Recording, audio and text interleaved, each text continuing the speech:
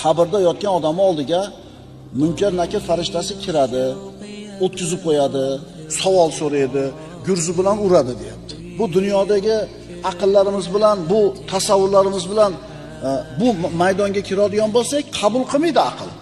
Gurzusini ko'tarsa tegib qolmaydimi? U yotadigan joy tor bo'ladi-yu. Endi bu yerga aql ishlatilmaydi. Bu yerga payg'ambar aytdimi, Alloh aytdimi, shunday qabul qilaveradi.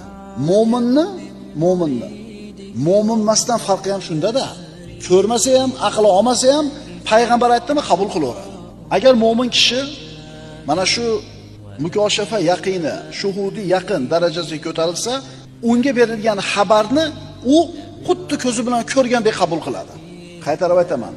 Mana shu ishonchning 3-turiga yetib kelgan, shu darajasiga ko'tarilgan mo'min unga xabar berilgan, xabar qilingan narsalarni xuddi ko'zi bilan ko'rgandek tasdiqlab ishonadi.